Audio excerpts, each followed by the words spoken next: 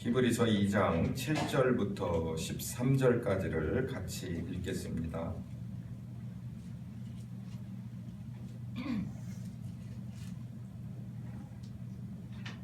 그러므로 성령이 이르신 바와 같이 3장 죄송합니다. 3장 7절부터 13절까지. 그러므로 성령이 이르신 바와 같이 오늘날 너희가 그의 음성을 듣거든 노하심을 격동하여 광야에서 시험하던 때와 같이 너희 마음을 강팍해 하지 마라. 거기서 너희 열조가 나를 시험하여 증언하고 40년 동안에 나의 행사를 보았느니라. 그러므로 내가 이 세대를 노하여 가로되 저희가 항상 마음이 미혹되어 내 길을 알지 못하는도다 하였고, 내가 노하여 맹세한 바와 같이 저희를 내 안식에 들어오지 못하리라 하셨다 하였으니, 형제들이 너희가 삼가 너희 중에 누가 믿지 아니하는 악심을 품고 살아계신 하나님에게 떨어질까 염려할 것이요, 오직 오늘이라 일컫는 동안에 매일 피차 권면하여 너희 중에 누구든지 죄의 유혹으로 강팍해 됨을 면하라.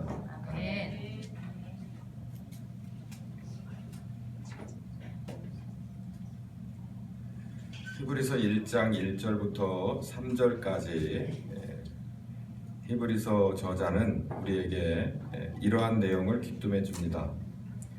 하나님은 우리와 말씀하시기를 원한다. 하나님은 우리와 교제하시기를 원한다. 하나님은 우리와 서로 대화하시기를 원한다. 이런 내용입니다. 이 말씀을 그냥 흘려보낼 수도 있습니다만 정말 지금 우리에게 굉장히 중요한 말씀인 것은 우리가 하나님은 하나님대로 그냥 일방적인, 또 우리는 우리대로 하나님 앞에 우리식으로 일방적인 신앙생활을 하지 않았나라고 하는 반성을 갖는 그런 차원에서 볼 때 굉장히 중요한 말씀입니다. 하나님은 우리와 더불어서 코드를 맞춰서 대화하고 싶어 하시고 함께하고 싶어 하시고 라고 하는 말씀을 우리는 귀담아 들어야 될 필요가 있습니다. 우리에게 말씀하시기를 원하시는, 또 말씀하시는 하나님, 오늘 첫 번째 설교를 여는 서론입니다. 예를 들어서 미 항공우주국, 그러니까 나사죠. 나사에 제가 근무한 적은 없습니다만은 이런 이야기를 들었습니다. 나사에서는 계속해서 이 우주를 향해서, 그러니까 수신자가 누구인지 모르는, 그럼에도 불구하고 또 수신지가 어디인지 모르는 전방위적으로 계속해서 우리 지구를 소개하고 사람을 소개하고 또 각종 문화를 소개하고 또 우리 이 모든 만물들을 소개해주는 그런 전파를 쏘아 보낸다고 들었습니다. 듣든지 안 듣든지, 혹은 들어주기를 바라고, 혹은 누군가가 답변해 주길 바라고, 우리 모두들의 각양각색의 언어로, 또 언어로 우리와 전혀 다른 그런 생명체라면 그냥 우리가 가진 그 고유의 소리로, 물이면 물소리, 또 새면 새소리, 이렇게 그냥 다 송신해 준다고 들었습니다. 지구를 소개하고 인류를 소개하는 그런 차원에서 세계 각 언어와 고유의 소리 등으로 뭔가 이 교신을 원하는, 또 그쪽에서 뭔가 답신 와주기를 원하는 그런 마음으로 계속해서 전파를 송신하고 있다. 아마도 히브리서 1장의 1절에서부터 3절까지에 나오는 우리와 말씀하시길 원하시는 하나님이 바로 그런 차원이 아니겠는가 하는 생각이 들어요. 더 직접적이겠죠. 하나님은 이렇게 1절부터 3절까지 이렇게 말합니다. 히브리서 저자가 우리들에게 이런 말을 하는데, 하나님은 선지자들을 통해서 예전에 미리미리 그때그때 우리에게 말씀하셨다. 여기 이렇게 써 있습니다. 여러 모양과 부분에 있어서 우리에게 당신을 보여주셨다. 계시죠? 보여주셨다. 말씀하셨다. 이렇게 우리에게 말하고 있고, 그러면서 이제는 마지막으로 모든 사람들에게 마지막으로 이제는 아들로 말씀하시기를 원하신다. 그러니 듣고 응답하라. 이제 이런 내용이 줄여져 있는 거죠. 선지자들을 통해서는 아마도 전체적으로 또 직접적으로가 아니고 부분적으로 한계를 두고 말씀하셨을 겁니다. 당신을 보여주셨을 거예요. 그런데 이제는 당신 자신이, 그러니까 이 성경은 뭐라고 말하고 있냐면 아들로서 그러니까 직접적으로 분명하게 당신을 보여주고 말씀하신다라는 이런 이야기를 하고 있습니다. 귀를 기울여 볼 필요가 있습니다. 이 어떤 아들인가라고 하는 데 있어서 이렇게 설명을 하고 있습니다. 만유의 후사, 만유는 우주 존재의 모든 것들의 후사는 그 뜻이 대를 이을 자식을 말하고 있습니다.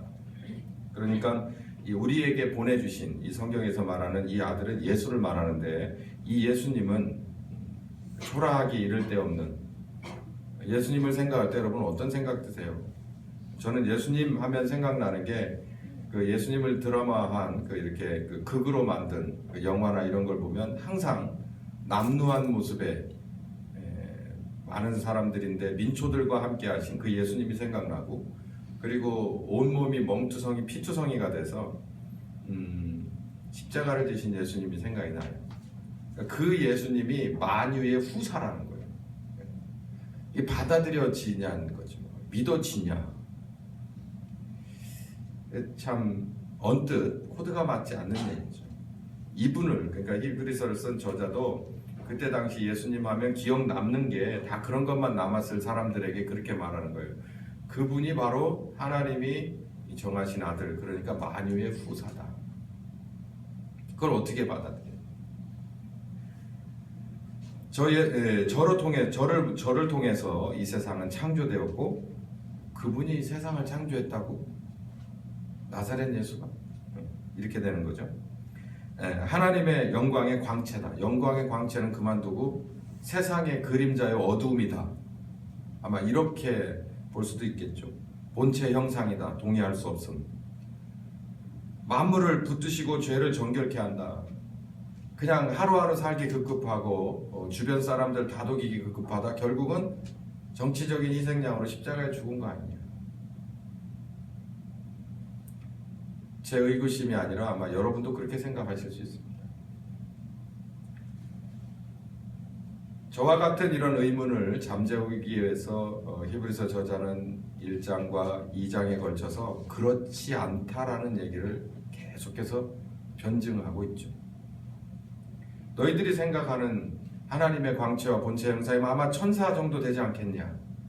그 천사보다도 훨씬 더 뛰어나고 훨씬 더 본질적으로 다른 분이 하나님의 아들 나사렛 예수인데 니들이 아마 잘 모를 거다 하면서 계속 얘기하면서 나중에 안 되니까 그렇게 몸을 입고 오셔서 처참하게 너희들이 생각할 때 아무것도 아닌 인생을 살다 가고 십자가에 죽은 건 바로 그분의 의도가 아니라 바로 너희들 문제 때문에 그렇게 하다. 이렇게 아주 전곡을 찌르게 됩니다. 이게 히브리서를 이렇게 계속 보고 있는 흐름인데요. 궁금하시면 수요일 날 오시면 되겠습니다. 앞으로 수요일 날 녹음 파일은 공유하지 않기로 했습니다. 그래서 안 오시면 없는 겁니다. 참고하시길 바라고. 이 아들이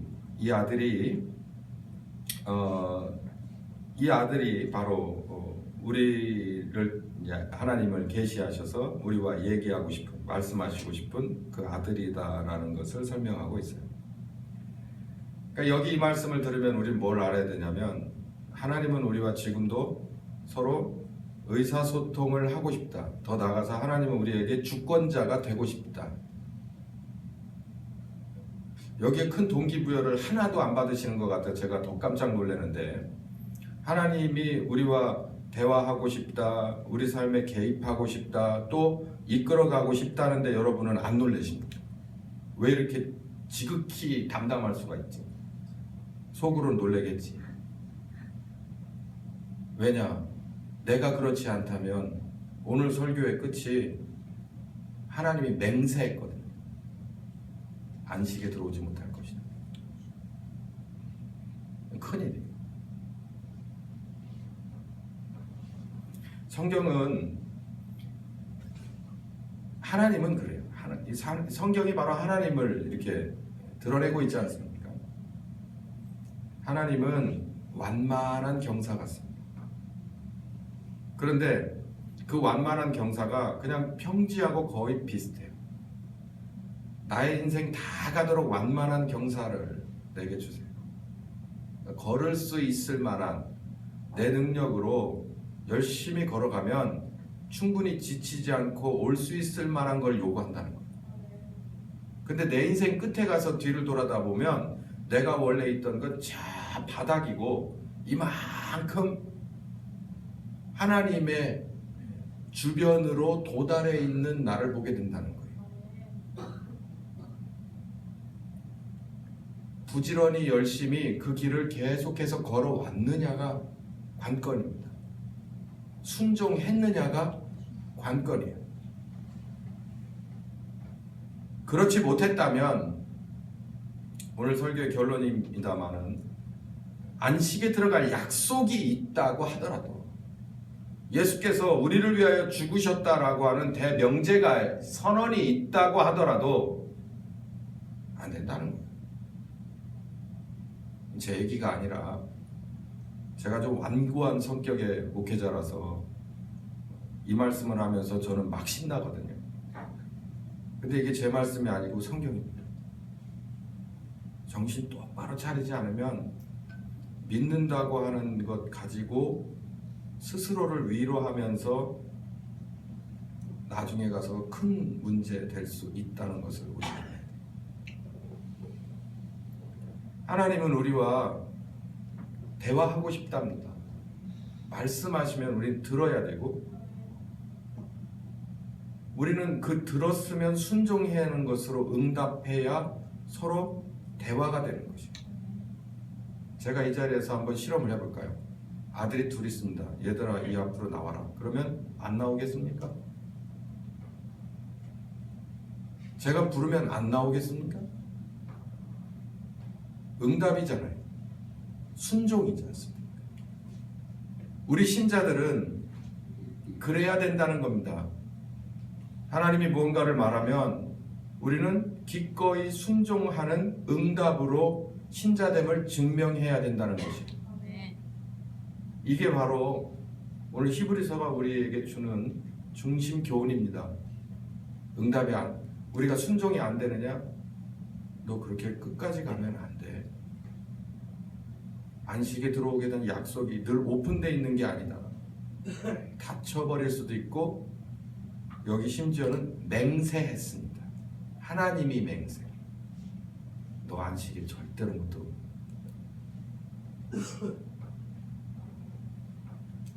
좀 풀어가 보죠. 오늘 본문으로 다시 돌아와 보겠습니다. 히브리서 3장 7절. 똑같은 내용이요. 이게 무슨 얘기예요? 오늘날 너희가 그의 음성을 듣거든 마음을 강팍하게 하지 말고라고 하는 이 본문이 요 짧은 히브리서 안에 3번이 집중적으로 언급이 되고 인용이 되고 있어요. 얼마나 중요하면 똑같은 내용을 3번이나 언급하겠습니다. 이렇게 쓰면 논문 통과 안 됩니다. 아무리 중요해도 한 번만 언급하고 넘어가야 돼요. 근데 이 저자는 학위와 상관없이 논문 작성본과 상관없이 뭐라고 쓰냐면 3번을 직접적으로 인용을 했어요. 얼마나 중요했습니까? 그의 음성을 들었는데도 우리가 거기에 합당하게 응답하지 못하면 그 문제가 얼마나 심각했으면 3번에 걸쳐서 그러지 마라, 그러지 마라, 큰일 난다 그러고 있어요.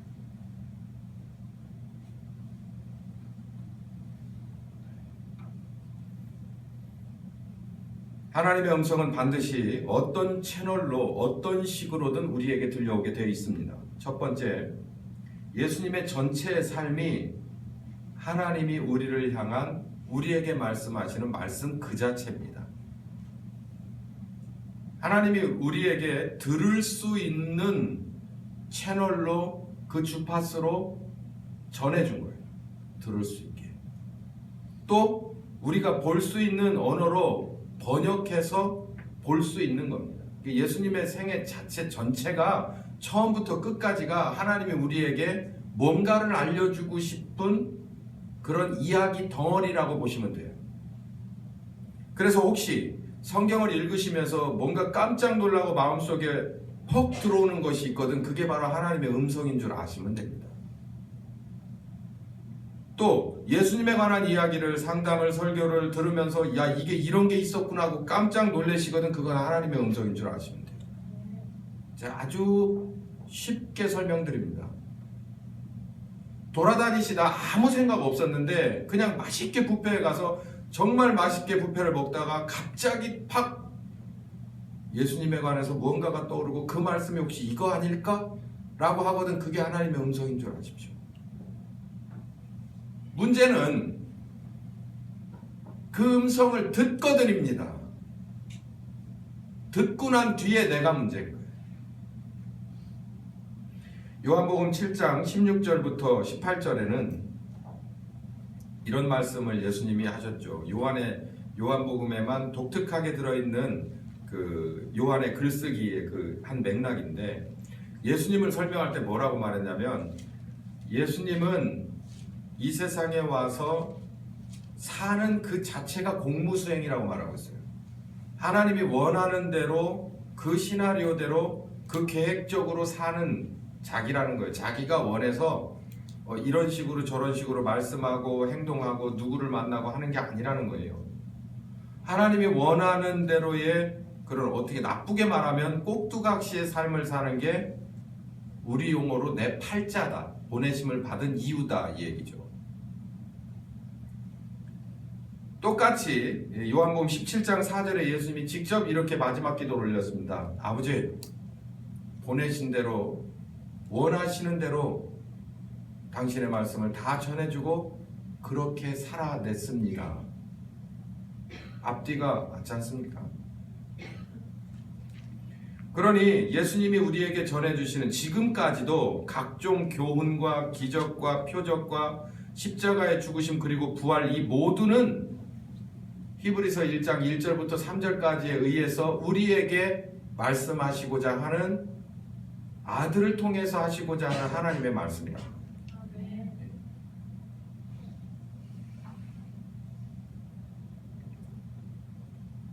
두 번째,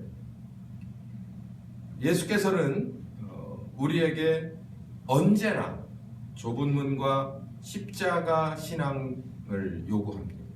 그러니까 좁은 문의 신앙, 십자가의 신앙, 십자가의 삶, 좁은 문의 신앙생활의 삶을 요구해요.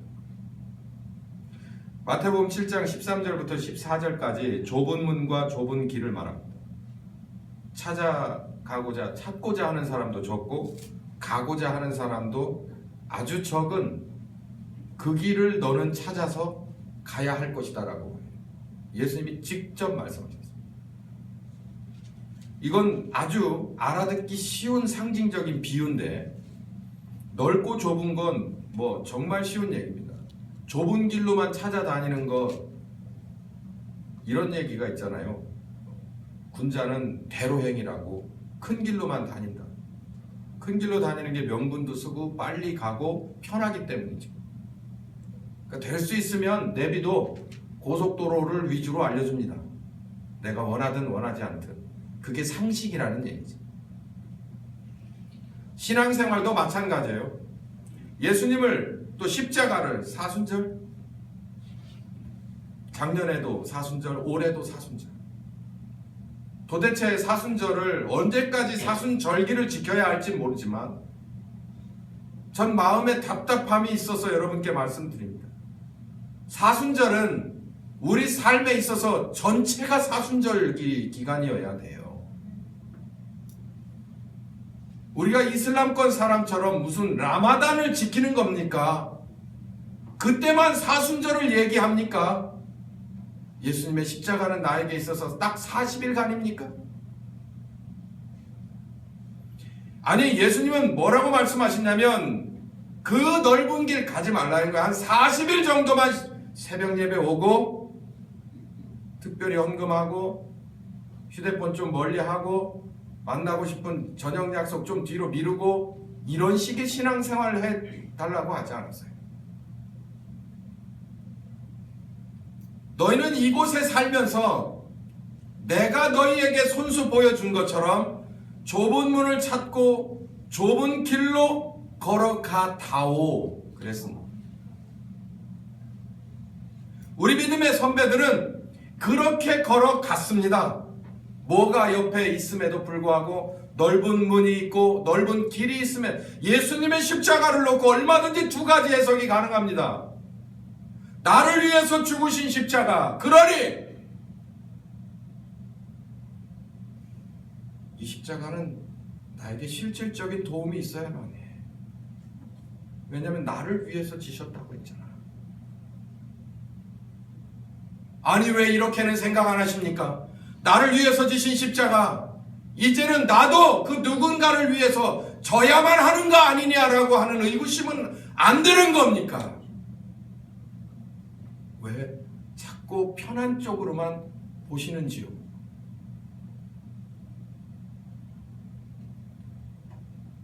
오늘 본문에 나오는 말씀, 오늘날 너희가 그의 음성을 듣거든. 그의 음성이 어떤 음성이 들려올까요? 넓은 길 쪽으로 십자가를 보라고 들려오진 않습니다. 그분의 음성은 베드로를 요한복음 마지막에 부르죠. 그래서 베드로야, 네가 날 사랑하냐? 3번을 물어봅니다. 저는 그 장면에서 이렇게 보이지 않아요. 야마, 너 나 사랑하냐? 이렇게 보이진 않아요. 정중하게 진심으로 물어보는 것처럼 보입니다. 그리고 그렇게 물어보는 예수님의 이 한쪽 마음속에는 베드로가 만약에 아니라고 말하면 어쩌지? 라고 하는 그런 일면의 걱정도 있고, 또 제가 사랑합니다라고 3번을 말하자 예수님은 안도하시면서 그럼 이렇게 좀 도와줄 수 있겠냐라고 손을 내는 거예요. 지금부터 일치월장 너는 내 이름으로 교회를 세우고 거기에 수장이 돼서 성 무슨 베드로가 돼가지고 모든 조직의 수장이 돼서 천국 열쇠를 가지고 좌지우지해라?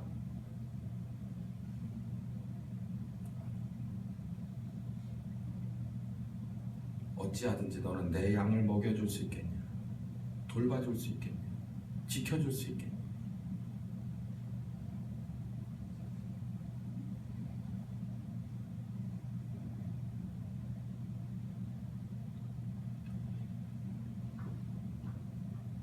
사도행전 1장 8절도 그렇습니다.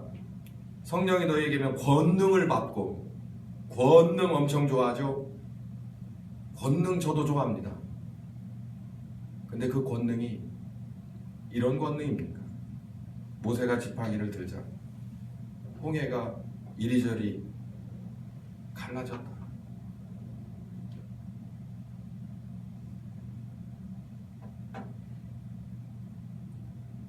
히브리서가 중요한 건 히브리서 9장 이하에 진정한 권능은 우리들의 양심이 살아나는 거예요. 예수님은 그걸 위해서 십자가에 죽으셨어요. 너희가 권능을 받는다고 할 때 이 권능은 바로 예수님의 제자로서의 귀한 권능입니다.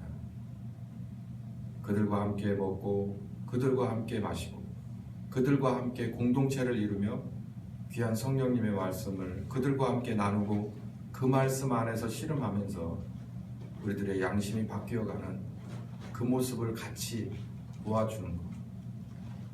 이게 바로 권능이죠. 하나님께만 속한 권능. 그리고 유일하게 제자들이 함께 받아 사역했던 그 권능. 마태복음 16장 24절에 자기를 부인하라고 하셨습니다. 자기 십자가를 지라고 나를 위하여 죽고자 하라고 했습니다. 바로 마태복음 16장은 제자들이 이제 초창기를 넘어서 아주 원숙한 단계에 들어가고 십자가의 고난이 바로 눈앞에 있는 아주 중요한 시점에서 예수님께서 제자들에게 가르쳐 주신 내용입니다. 11장 29절에 예수님은 내 멍에를 메고 내게 배우라 라고 했습니다.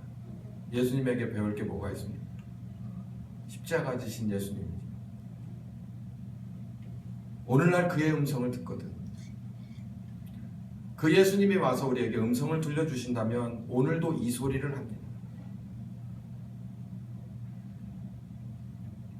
예수님이 나를 향한 음성은 나 개인적인, 인간적인, 그러니까 세상적인 상식과 이성 경험 그리고 합리적으로 분석해 볼 때는 나를 구원할 수 있는 음성이 아닌 것처럼 보여요. 베드로가 그래서 예수님이 십자가에 죽으신다고요? 말도 안 됩니다. 절대로 그런 일이 있을 수 있어서도 안 됩니다. 우리들의 마음을 대변한 얘기죠. 그 음성을 우리가 들으면 대부분 이렇게 반응해요. 예수님 앞에 부자 청년 하나가 나와서 그 목소리가 톤이 높았습니다. 예수님, 어떻게 해야 영생을 얻겠습니까? 계명 지켰냐? 예, 다 지켰죠. 저 어렸을 때부터 교육 잘 받았습니다. 잘 지켰습니다. 그럼 네가 있는 거 다 팔고 나 따라와라.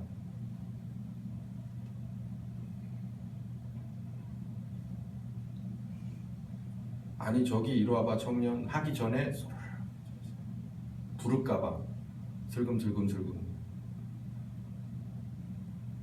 부르지 않았습니다.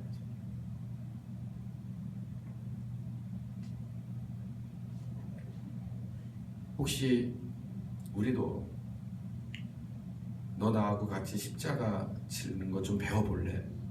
그러면 너 부인하는 거 내가 가르쳐 줄 테니 그렇게 해볼래? 십자가 져볼래? 그러면 우리도 슬금슬금 큰 소리 치며 왔다가도 슬금슬금 가면서 내가 그러려고 당신 앞에 온 게 아니야. 그럴 것 같으면 내가 뭘로 여기 가?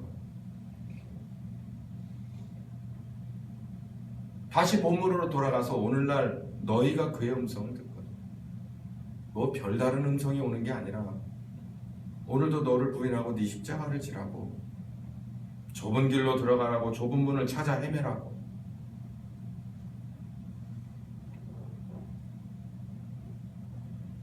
반면에 좋아하는 음성 하나가 있고 열심히 따라가는 음성 하나가 있습니다. 뭐냐면 사탄의 음성인데요. 사탄의 음성은 여러분이 생각하는 최악의 형태로 우리에게 오지 않습니다. 최상의 언어로, 부드러움으로, 그냥 희망으로 포장돼서 우리에게 오는데 거짓말입니다. 창세기 3장 5절부터 정평이 나 있는 거짓말의 대가. 이걸 먹는 날에는 너도 하나님같이 될 것이다. 그 안에는 영적인 존재가 인간적인 존재를 격상시켜주는 거짓말이 들어있습니다. 거짓말이에요. 우리 인간은요, 영물을 넘어설 수 없는 존재예요. 근데 성령님과 함께하면 얘기가 달라지지만 너 스스로도 하나님께 도전할 수 있을 것이다. 그 무엇인가를 통해서 하나님이 유일하게 성령님을 통해서 그분 앞에 순종을 하면, 그분의 음성에 순종하면 되는데, 그거 말고 다른 거, 여기 말하는 선악과 같은 거 이런 거 가지고 네 스스로가 해결할 수 있다고, 다 거짓말, 100% 거짓말.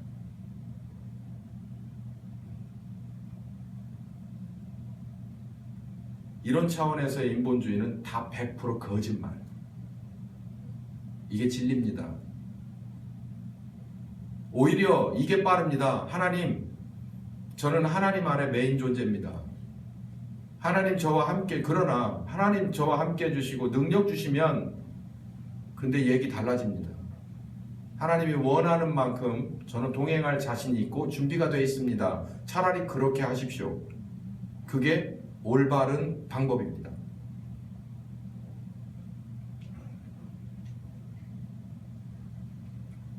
열심히 따라가지만 거짓입니다.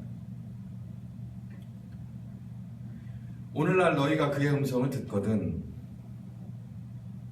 너희 마음을 강팍해 하지 말고 믿으라. 믿으라. 그러니까 믿음은 순종이 같이 패키지로 따라가야 되는 거예요. 강팍하게 하지 말고 믿으라. 오늘 본문이 말하고 있는 거예요. 다시 한번 강팍에 대해서, 강팍은 인정하지 않는다죠. 강팍이라고 하는 말을 써야 합니다. 성미가 까다롭고 성격이 아주 까다롭고 고집이 세다는 거예요. 너희 마음을 강팍하게 하지 마라. 강팍한 증거물을 오늘 본문 9절에서부터 10절까지는 이렇게 말하고 있는데, 그 옛날에 살았던 사람들이 하나님 앞에 마음을 강팍하게 해서 그의 음성을 들을 때마다 이런 식이었다라는 거예요. 첫 번째는 하나님을 시험했다. 두 번째는 항상 마음이 미혹되었다. 첫 번째 하나님을 시험했다. 그래서 무엇을 요구했냐면 증거를 보여달라. 그래서 바울이 고린도전서 1장입니까? 12절에 그렇게 나오잖아요. 유대인은 항상 나에게 무엇을 구한다? 표적. 하나님으로부터 네가 보냄을 받았다면 하나님으로 보냈다고 하는 증거를 내놓으라는 얘기예요. 뭐 할 수 있게? 내가 내 귀로 들을 수 있게, 내 눈으로 볼 수 있게, 내 손으로 만져볼 수 있게. 그렇게 해달라는 거예요. 반대로 증험의 반대는 믿음인데요. 비록 내 눈에 아무 증거가 아니 보이고 내 귀에 아무 소리 아니 들려도 내 손으로 만져볼 수 없어도 뭐 한다는 거예요? 믿는다는 거예요. 도마 아시죠? 도마가 부활하신 예수님이 몸을 입고 오셨어요. 근데 그 몸은 신기해서 이 벽을 통과합니다. 예수님을 따라가려다가 예수님은 지나갔는데 사람은 못 지나가고 쾅 하고, 무슨 만화의 한 장면처럼 예수님이 이렇게 벽으로 들락날락 하시는데 그래도 몸을 입으셨어요. 신령한 다른 차원의 몸을 입고 오셨는데 다른 제자들이 보고 믿었다고요. 예수님이 부활하셨어. 몸이 부활하신 게 맞아. 내가 봤다니까. 그러니까 도마가 뭐라고 말했냐면, 내가 그분의 못자국에 내 손가락을 넣어보고 그 옆구리 창자국에 아니까 그 창자국에 내가 뭘 넣어봐야 되겠다. 내 주먹을 넣어보고 난 다음에 몸의 부활하심을 내가 온전히 믿을 수 있을 거야 라고 장담을 하고, 진짜 그분이 나오셔서 그렇게 해보라 그러니까는 하지도 못했습니다. 그런 식이란 거예요. 그런 식. 진짜 부활하셨어. 그냥 관념적으로 부활한 게 아니라 진짜로 부활하셨어. 예수님이 부활하셨어. 그냥 성경 안에서 부활했다는 스토리가 아니라 진짜 내 삶 속에서 부활하셨어. 안 믿어지는 거야. 집사님은 그렇게 하셨어요. 목사님 그런지 몰라도 저는 아니에요. 안 믿어지는 거야. 그래서 증거를 내놓으라고 하는 겁니다. 증거를 주십시오. 그러면 제가 믿겠습니다. 신자입니까? 불신자입니까? 전체적으로 1%도 신자가 아닙니다.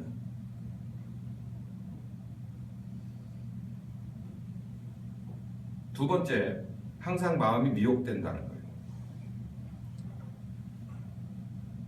하나님의 말씀이 아닌 거짓말로 미혹하는 사탄의 제안은 쉽게 우리를 통과해요. 그래서 어디에 도달하냐면 이 안에 도달해요.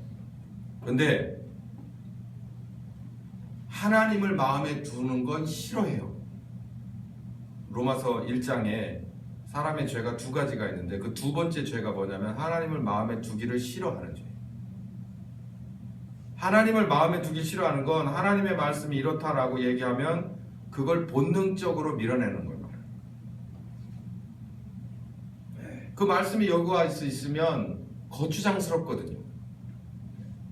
거추장스러워요. 우리 학생들 어쩔지 모르겠지만 우리 집에는 규칙이 있는데 9시 이전에 귀가를 특별한 이유가 없으면 해야 합니다. 근데 만약에 무단으로 그러면은 제 아내는 이렇게 문자도 하고 하지만 저는 침묵을 하고 있죠. 근데 아마 제 아들 둘은 만약에 그렇다면은 마음에 이게 이 꺼리낌이 있을 거예요. 내가 이때쯤 되면 특별한 이유가 없으면 집에 들어가서 존재를 보여줘야 되는데 내가 그 자리에 없다고 하는데 아빠가 문자가 안 오는 것은 혹시 이게 이런 생각이 이 안에 있단 말이에요. 그게 마음에 두는 거예요. 아버지라고 하는 존재를 마음에 두는 건데 그게 싫으니까 뭐 해버리는 거냐면은 미혹돼 다른 거를 아버지 삼아 여기다 넣는 거예요. 이걸 애써 부인하고 다른 존재를 주인 되어서 이 마음속에다 집어넣고 합리화를 시키는 거예요.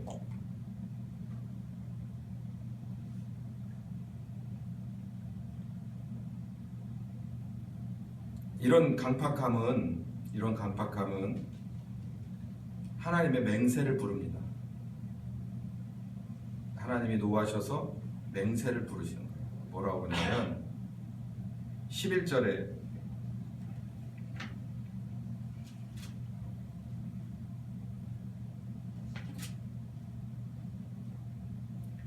읽어봅시다. 시작. 내가 노하여 맹세한 바와 같이 저희는 내 안식에 들어오지 못하리라. 전 이렇게 생각해 봤어요. 못하리라. 그러니까 그냥 그걸로 끝이면 좋겠지만 제가 이렇게 한번 변증을 해보고 싶었습니다. 만약에 이런 사람도 하나님 나라에 들여보내면 어떤 일이 벌어질까? 어떤 일이 벌어지냐면 바다 물고기를 민물 어항에 집어넣는 거하고 똑같습니다. 반대로 민물고기를 바닷물에 집어넣는 거하고 똑같아요. 스스로가 거기 적응할 수가 없어서 스스로가 그곳에서 나와야 하는 거예요. 하나님이 맹세로 너는 안 돼. 그러니까 모든 권한이 하나님 앞에 주어지고 근데 그 안에 만약에 가정을 해서 들여 놓아도 안 되는 거예요. 이런 겁니다. 우린 모두가 다 이쪽을 바라봐요. 그래서 어떻게 됐냐면 전부 눈이 가자미 눈이 되었어요. 이쪽으로 바라보고 이 오른쪽 눈은 이쪽에 와서 붙어 있고 이 왼쪽 눈은 여기 와서 붙어 있어요. 왜? 이쪽만 계속 쳐다봐서 눈이 그렇게 바뀌어버린 거지. 근데 이쪽만 계속 바라보는 이쪽으로 눈이 바뀐 사람이 여기 들어와 있다 그러면 못 있는 거예요. 서로 지향하는 바가 너무너무 달라서 있을 수가 없는 거예요. 하나님의 나라의 룰은 바로 우리가 이렇게 바뀐 사람들처럼 너 왜 그쪽만 그렇게 볼 수밖에 없냐? 왜 그렇게 바뀌었냐? 라고 하는 것처럼 바로 이렇게 되는 거예요. 근데 그렇지 않고 정상적으로 이쪽도 보고 저쪽도 보는 사람이 있다 칩시다. 그렇게 완화해봐요. 안 돼요. 비유가 적절했기를 바랍니다. 하나님의 맹세를 부릅니다. 첫 번째 어떤 사람들이었냐? 애굽에서 나온 사람들. 이건 열 재앙을 다 눈으로 본 거예요. 하나님의 존재하심과 우리를 향하심과 저들에게 진노하심을 공평하심을 눈으로 본 게 10번이에요. 그리고 홍해도 갈라지는 것을 보았어요. 하나님의 계획을 할 때 하나님이 나서야 할 때 분연히 일어나서 하나님의 일을 하시더라라고 하는 걸 봤다는 거지. 근데 문제는 그래도 그의 음성을 듣는데 강박하게 돼. 어쩌면 그럴 수가 있을까? 나는 10개는 그만두고 딱 2개만 보여주셔도 할 수 있을 것 같은데 장담할 수는 없습니다. 10개를 다 보고 거기에 플러스 하나에서 홍해를 패키지로 보여줘도 강팍해지더라. 두 번째, 광야에서 나와서 40년 동안 하나님과 동행한 사람들인데 강팍해져. 이 40년은 정말 재밌습니다. 여러분 40년 동안 이들이 그 안에서 생산적인 활동을 한 적이 없어요. 그냥 하나님이 원하는 대로 이동했고 섰고 그리고 하나님이 원하는 걸 배웠고 들었고 그랬지 무슨 농사를 짓고 물기를 내고 뭐 저수지를 막고 한 적이 없습니다. 그래서 신명기를 쓴 모세가 그렇게 말하는 거예요. 너희들이 40년 동안 이 광야에서, 광야라고 하는 상징적인 의미는 문명하고는 거리가 떨어진 인간들의 모임과, 인간들이 모여 있어야 뭔가가 있잖아요. 먹을 것도 있고 입을 것도 있고 일자리도 있고 돈이 있고 위도 있고 아래도 있고. 근데 광야는 아무것도 없는데 그 안에서 너희들이 40년 동안 맨발 벗고 다닌 적 있냐? 굶어 죽었냐? 얼어 죽었냐? 더워 죽었냐? 그런 적이 없잖아. 왜? 하나님이 함께 하셨기 때문에. 그러니까 하루 한 날이 아침 새벽부터 밤 늦게까지 하나님의 살아계심이 그들과 늘 함께 있을 수밖에 없는 아주 진공 포장된 하나님과의 동행함이 40년. 근데 매 순간마다 배고프면 추우면 더우면 목마르면 그들은 하나님 앞에 있습니다. 왜 우리를 여기로 불렀는데요? 있습니다. 왜 이렇게 배고픈데요? 왜 이렇게 추운데요? 왜 이렇게 더운데요?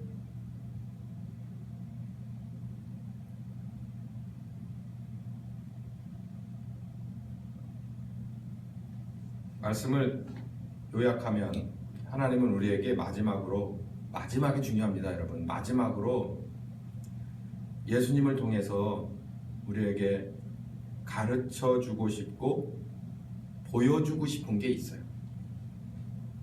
근데 그 음성을 듣고 우리가 이 정도면 알아들을 만한데도 못 알아듣는다면 우리가 부족해서 못 알아듣는 건 하나님의 뭔가 재차 도우심이 있을 겁니다. 근데 그럼에도 불구하고 다 하나님을 보았고 만져봤고 들어봤는데도 불구하고 내가 오히려 마음이 미혹되는 것을 더 좋아하고 또 믿음보다는 오히려 부정하는 것을 더 좋아하는 마음이 강팍해지는 것이라고 한다면 오늘 이 말씀에 유의하십시오. 히브리서 4장 1절부터 3절. 너희가 안식에 들어갈 약속이 남아 있어도 미치지 못할까 도달하지 못할까 염려한다. 수요일날 참석하시는 분은 더 심각한 이야기를 듣게 될 것입니다. 이 이야기가 한 번 더 나오는데요. 그게 바로 6장에 가서 한 번 더 나옵니다. 합당한 채소를 내지 못하면, 공급해 주시는 것에 합당한 채소를 못 내면 어떻게 되겠는가?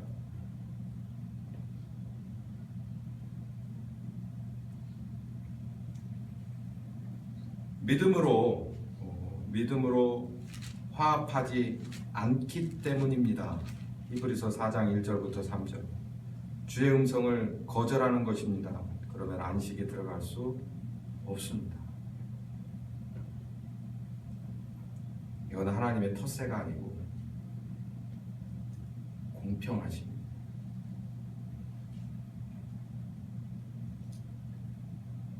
저는 이 설교를 들으시는 여러분이 그럼 당신은 이라고 물음표를 가질까봐 설교의 말미에 저를 소개하는데요. 이렇게 말씀드립니다. 저는 잡았다고 생각하지 않습니다. 도달했다고 생각하지 않아요. 왜냐하면 성령께서는 은혜 주시기 전에 항상 저의 부족한 점을 먼저 지적하시니까. 그럼 그 부족한 점을 깨닫고 하루하루를 여러분과 부대끼며 사는 겁니다. 모든 것의 판정은 그분 앞에 있겠죠. 그날에. 그러나 저와 함께 신앙생활 하시는 여러분, 그의 음성을 꼭 들으시는 여러분이 되길 바랍니다. 네. 들으셨으면 믿음으로 응답을 하십시오. 네. 마음을 강박하게 하지 마시고 그러다 큰일 나는 수가 있습니다. 저는 가끔 이런 생각합니다. 여기에 10년 후에 누가 와서 예배를 드릴까? 누가 와서 담임 목사가 돼 있을까? 20년, 30년 후에는 내가 이 세상에 존재하고 있을까? 내가 만약에 먼저 하나님의 나라에 가 있는데 내가 목회하던 사람 중에서 빠지는 사람이 있다면 어떻게 될까? 내가 차라리 그때 한 번 더 데려다가 밤새도록 혼낼걸. 이런 상상을 해봅니다. 특별히 우리 교회에 우리 남전도회 회원 되시는 여러분들 힘을 내시고 때가 그리 멀지 않습니다. 이제는 더 열심을 가지고 최소한 주일날이라도 참석을 잘 하시고 부족한 점이 많지만 아내들의 얘기를 잘 들으십시오. 꽤 많이 와 있는 그런 아내들입니다. 현숙한 정도는 안 돼도 성숙한 정도는 됐으니까 잘 따라오시면 화합한 그런 행복한 가정이 되실 거예요. 아멘. 참 진심으로 부탁드리고 오히려 믿음의 근거가 우리 남전도 회원들이 다 되셔서 절대로 우리 남편이 헛되이 내게 짝지어 주신 분이 아니구나 라고 하는 걸 고백할 수 있는 여러분의 가정 되시길 예수님 이름으로 축원합니다. 아멘. 감사하신 하나님,